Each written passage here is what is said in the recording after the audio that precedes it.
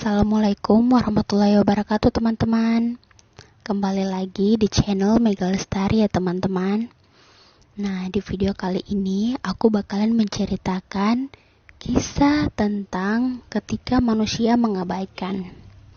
Nah, daripada penasaran, kita langsung aja ke ceritanya ya teman-teman. Sudah menjadi hukum sosial bahwa seseorang yang perbuatannya jelek dan sering menjadi gangguan bagi masyarakat, ia tidak akan diperdulikan lingkungannya ketika ia mengalami kesulitan atau bahkan meninggal. Padahal yang namanya manusia tidak selalu dan selamanya seluruh catatannya hitam kelam. Bisa jadi ada yang baik dan bermanfaat walau hanya sepele. Tetapi hal sekecil dan sepele itulah yang kadang mengundang rahmat dan ampunan Allah. Pernah terjadi di Basrah, seorang pemabuk yang sangat buruk moralnya meninggal dunia. Istrinya memberitahukan hal itu kepada para tetangganya, tetapi mereka sama sekali tidak memperdulikan dan tidak mau merawatnya. Karena itu ia memanggil 4 orang buruh upahan untuk merawat jenazahnya dan kemudian membawanya ke mushola. Tetapi sesampainya di sana tidak ada seorang pun yang hadir untuk menyalatkannya. Beberapa orang hanya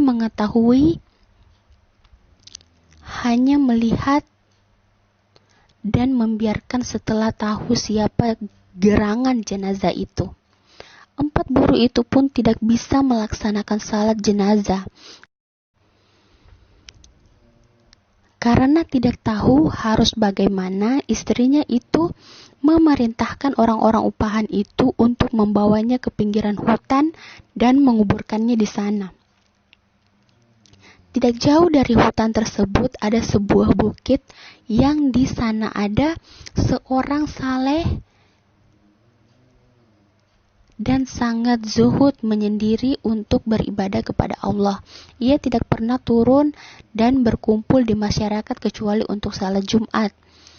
Entah bagaimana asal muasalnya, tiba-tiba orang itu turun gunung dan mendatangi jenazah sang pemabuk yang tengah digali kuburannya itu, dan ia menyalatkannya. Setelah itu ia duduk menunggu untuk pemakamannya.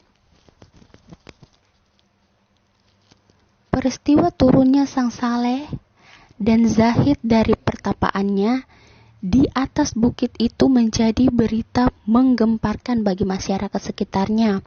Mereka merasa takjub dan keheranan sehingga datang berduyun-duyun ke pinggiran hutan tersebut.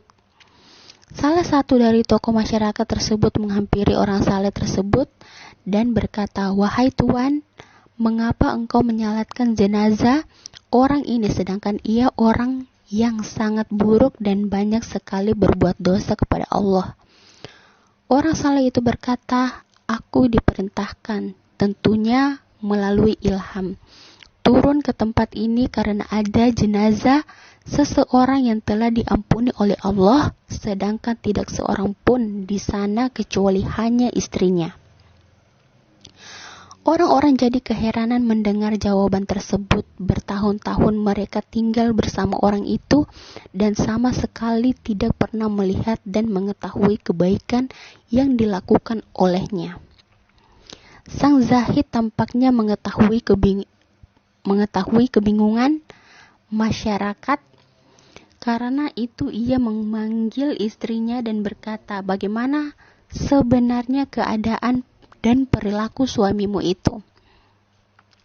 Sang istri berkata, "Seperti yang diketahui banyak orang, sepanjang hari ia hanya sibuk minum minuman keras di kedai-kedai, pulangnya di malam hari dalam keadaan mabuk dan tidak sadarkan diri. Seringkali ketika ia tersadar di waktu fajar, ia mandi dan wudhu kemudian salat subuh. Tetapi di pagi harinya ia kembali ke kedai-kedai untuk minum-minum seperti biasanya.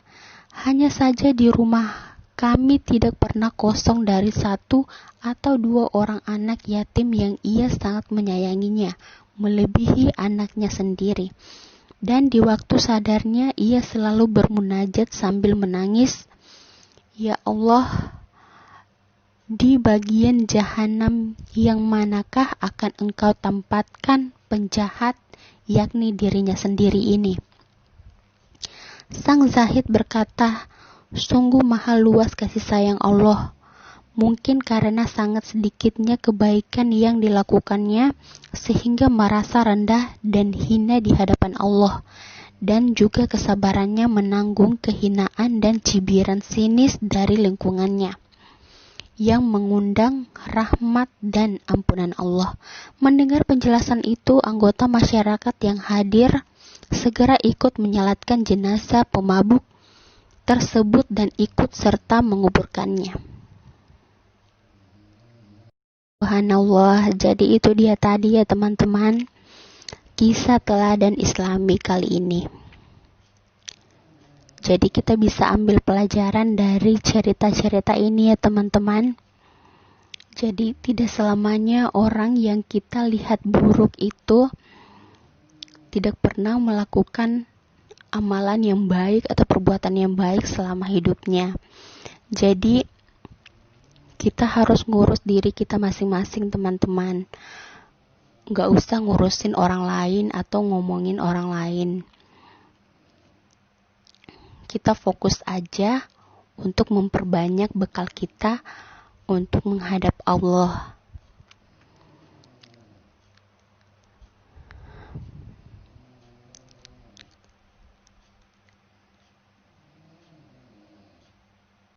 Oke deh teman-teman, cukup segitu aja ya teman-teman.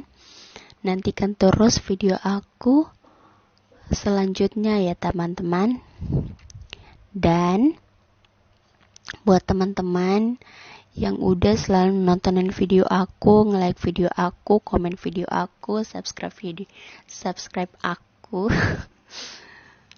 Aku ngucapin banyak terima kasih ya teman-teman.